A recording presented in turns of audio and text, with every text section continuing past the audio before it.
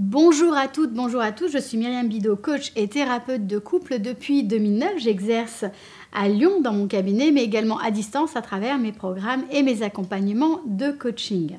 Alors, comment savoir si votre partenaire vous trompe, s'il vous a trahi, s'il y a une encoche dans le contrat de confiance ou dans le contrat de fidélité de votre relation? C'est tout ce qu'on va voir dans cette vidéo. Alors, si vous avez des doutes, la première chose à vous poser, la première chose à regarder, c'est sont-ils justifiés? Est-ce que ces doutes sont véritablement justifiés? Ou est-ce que c'est juste de votre côté le symptôme d'un manque de confiance en vous, d'un manque de confiance en votre partenaire et d'un manque de confiance en la relation? Et cette problématique de la confiance est quelque chose de vraiment central dans la relation parce que sans confiance, on ne peut pas construire le lien, on ne peut pas faire grandir la relation et en réalité, la relation va constamment buter sur les mêmes difficultés, sur les mêmes problématiques et la relation ne va pas pouvoir prendre d'élan et s'épanouir et vous allez entretenir du coup le manque de confiance. Alors quand on parle d'infidélité, on parle aussi de responsabilité partagée. Alors vous allez me trouver un peu gonflé d'en parler de cette façon-là, mais je vais vous donner un certain nombre de clés pour comprendre tout ça dans la vidéo. Et puis il y a une question de fond, c'est que faites-vous, vous, pour être la meilleure partenaire possible, pour être la meilleure partenaire pour votre conjoint. Et puis, comment investissez-vous la relation? Savez-vous vous remettre en question? Ou tout du moins, savez-vous amener les difficultés au sein du couple pour qu'elles puissent être traitées et pour qu'elles puissent être éventuellement dépassées? Donc voilà, je vous ai donné tout un nombre de questions auxquelles on va répondre, auxquelles je vais vous donner les clés pour répondre dans cette vidéo. Mais juste avant de vous transmettre mes conseils, mes analyses, mon expérience de coach et de thérapeute de couple, je vous invite à mettre un pouce bleu juste en dessous de la vidéo et puis à vous abonner à ma chaîne pour que cette vidéo puisse être vue par un maximum de personnes et que de plus en plus de personnes puissent partager et puissent contribuer à cette magnifique communauté que nous sommes en train de construire. Alors, le premier point que je souhaitais partager dans cette vidéo, c'est quels sont les signes concrets qui peuvent montrer que effectivement votre partenaire a une relation à l'extérieur, a une relation extra-conjugale.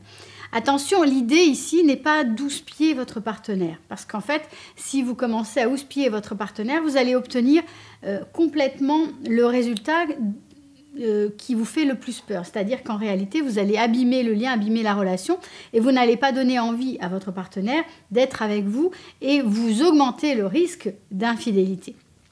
Parce que vous allez directement toucher à la confiance. Donc l'idée ici, c'est de vous donner quelques indices qui vont vous permettre de réfléchir et puis de voir ensemble comment vous pourriez être une personne stimulante, motivante pour votre partenaire. Donc, première chose, c'est peut-être que votre partenaire s'attarde à l'extérieur de la maison. Il s'attarde au bureau, il s'attarde avec des amis, il s'attarde dans des congrès, il voyage énormément.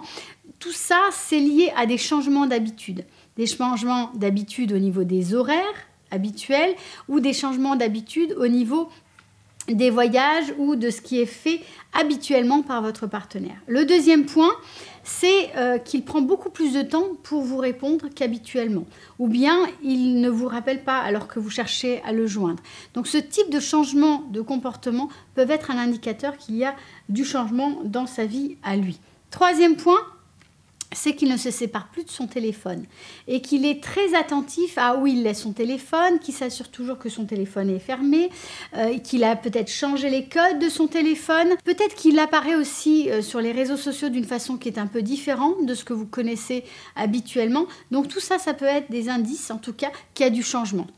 Quatrième point, c'est qu'il ne prend pas ou peu d'initiative ou plus d'initiative sexuelle ou bien qu'il a une baisse soudaine de libido sans qu'il y ait nécessairement de situation déstabilisante ou stressante particulière à ce moment-là.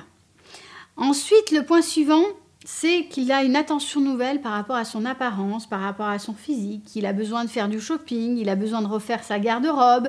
Voilà, il y a quelque chose qui fait qu'on a envie de changer son apparence physique. Et qu'il n'y a pas nécessairement plus de lien, plus de connexion dans votre relation à tous les deux. Le point suivant, c'est qu'il a tendance à, s'il rentre à la maison, à filer sous la douche directement. Alors si c'est quelque chose qu'il fait habituellement parce qu'il revient du store, il n'y a pas de souci. Si c'est quelque chose de nouveau qui n'est pas dans ses habitudes, là, peut-être que vous pouvez interroger ce point-là et commencer à observer un petit peu plus ce qui se passe dans la vie de votre partenaire. Il peut y avoir des traces de rouge à lèvres, il peut y avoir des odeurs de parfum, il peut y avoir différentes choses qui peuvent vous donner des indices. Il peut y avoir aussi, dans votre sexualité, des changements importants. Des changements de performance, des changements d'habitude, on essaie des choses qu'il n'a jamais essayé avec vous, il a des désirs ou une narration qui est un peu décalée, un peu nouvelle, il vous parle différemment pendant les rapports sexuels. Tout ça, c'est pas nécessairement mauvais signe, c'est pas nécessairement signe de tromperie, mais dans un ensemble, dans un faisceau d'indices, ça peut être effectivement l'indicateur qu'il y a du changement dans la vie de votre partenaire. Et puis, il peut y avoir également, en dernier point, un changement d'attitude à votre égard. Soit il est plus gentil, il est plus agréable, soit il est plus agressif, plus distant, plus décalé. Mais en tout cas, vous sentez qu'il y a un truc qui est étrange, qui est inhabituel. Et puis, il peut y avoir par exemple des cadeaux. Alors, les cadeaux, c'est bien, c'est positif, mais voilà, c'est à remettre dans tout un contexte, dans tout un faisceau d'indicateurs pour questionner, pour regarder. En tout état de cause, quand il y a ces indicateurs, l'idée, c'est de ne pas houspiller, mais c'est simplement de commencer à observer, commencer à questionner et regarder qu'est-ce qui pourrait être fait pour que cette relation soit plus satisfaisante pour l'un et pour l'autre. Ensuite, le deuxième point dans cette vidéo, c'est de faire en sorte d'être la meilleure partenaire possible au sein de votre couple, au sein de votre relation. Alors là, c'est véritablement l'arme anti-infidélité, c'est véritablement le cœur du dispositif. Parce que, comme je vous l'ai dit, houspiller, ça ne va jamais vous donner de bons résultats. Le manque de confiance, c'est pareil, ça nourrit un terreau qui est néfaste, qui est délétère pour la relation. Mais par contre, prendre soin de vous, vous remettre au centre, vivre pour vous, et non pas de façon égoïste, mais simplement d'une façon qui soit affirmée, qui soit authentique, qui soit assumée, ça c'est extrêmement séduisant pour un homme. En fait, ça va lui donner constamment l'information et l'indice que vous êtes unique, que vous êtes précieuse et qu'il a de la chance en fait de partager un quotidien avec vous. Donc, l'idée, c'est vraiment faire en sorte d'être la meilleure partenaire possible pour votre relation. C'est l'arme, c'est l'assurance en fait de pouvoir continuer à le séduire, à lui plaire et à avoir du plaisir en fait dans votre relation de couple. Comment faire? Prendre soin de vous, vous remettre au centre par des activités qui vous plaisent, qui vous parlent, par le fait d'avoir des personnes autour de vous, d'avoir des personnes ressources, d'avoir des amis, alors non pas de passer tout votre temps à l'extérieur, parce que dans ce cas-là, vous fuyez la relation, mais d'avoir un certain nombre de points d'appui et de relations qui vous nourrissent profondément, d'avoir un entourage, de savoir vous occuper par vous-même dans des activités qui ont du sens pour vous. Également, en vous autodisciplinant, en créant des routines, en créant vraiment un sens à votre vie, un sens à votre existence, des projets qui vous sont propres. Donc encore une fois, l'idée, c'est pas de faire contre votre partenaire, c'est pas de faire sans lui, mais c'est d'avoir un univers qui vous est proche et d'être nourri par cet univers et de ramener tout ça au cœur de la relation pour nourrir votre relation de couple. Donc, tout ne tourne pas autour de votre partenaire. Vous avez votre propre vie, vous avez votre propre motivation et vous inspirez en fait votre partenaire, vous l'inspirez notamment par l'exemple que vous donnez.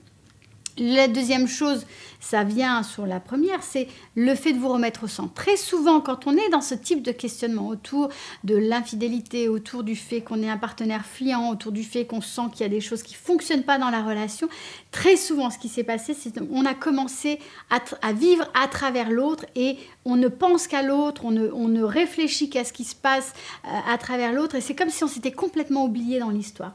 Là, il va falloir remettre le focus sur vous. Il va falloir prendre conscience de votre valeur. Il va falloir commencer à vous occuper véritablement de vous. Le troisième point, c'est d'être véritablement présente dans la relation. Être présente, ce n'est pas être dans l'attente. C'est pas attendre des choses de votre partenaire. C'est pas formuler des demandes qui sont, entre guillemets, dites à demi-mot et espérer que l'autre va répondre à vos besoins. Non. Être présente dans la relation, c'est exister dans la relation. Avoir du répondant, être dans l'affirmation de vous, être capable d'être face à votre partenaire, c'est-à-dire de soutenir la discussion, d'échanger, d'accepter d'avoir un point de vue différent, non pas en allant à l'affront, mais simplement en appréciant la confrontation, en sachant que de ces confrontations peuvent sortir des choses extrêmement stimulantes pour l'un et pour l'autre. Donc, ce sont vraiment des choses importantes et le dernier point que je voulais partager avec vous, c'est de faire une cure d'appréciation de vous-même. Ça, c'est une cure qui va vraiment vous revitaliser. C'est comme si vous faisiez une détox de tout ce qui est négatif. Non, chaque jour, vous allez noter les 3 choses que vous avez particulièrement appréciées dans votre vie, les 3 choses que vous avez particulièrement appréciées sur vous-même.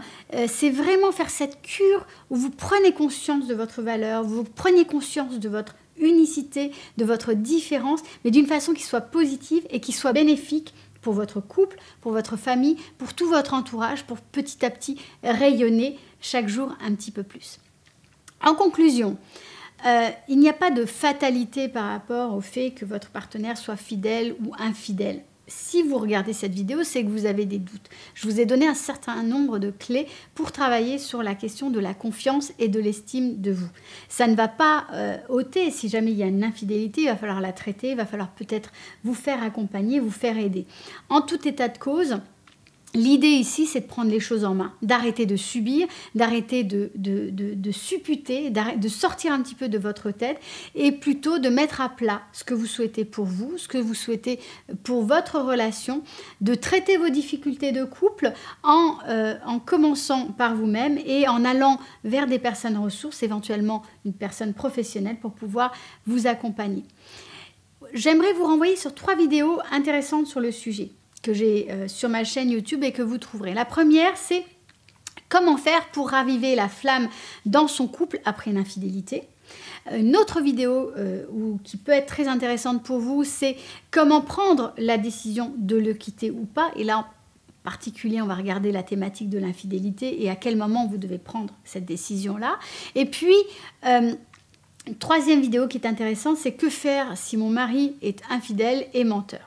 Voilà, je vous invite à regarder ces vidéos, ça va vous permettre de nourrir vos réflexions, ça va vous permettre également de vous former, de comprendre un certain nombre de choses, un certain nombre de dynamiques dans votre couple. En tout cas, ne restez pas sur quelque chose où vous subissez, sortez de cette posture-là, allez dans l'action. Je vous souhaite plein de bonnes choses. Si vous avez aimé cette vidéo, mettez un pouce bleu. Vous avez également juste en dessous de la vidéo accès à mes cadeaux gratuits, notamment je propose un guide très complet sur tout ce qu'il faut savoir pour être bien dans sa relation de couple. Et puis vous pouvez également prendre un rendez-vous en coaching privé avec moi juste en dessous dans le lien en description de la vidéo. Je vous dis à très bientôt pour une future vidéo.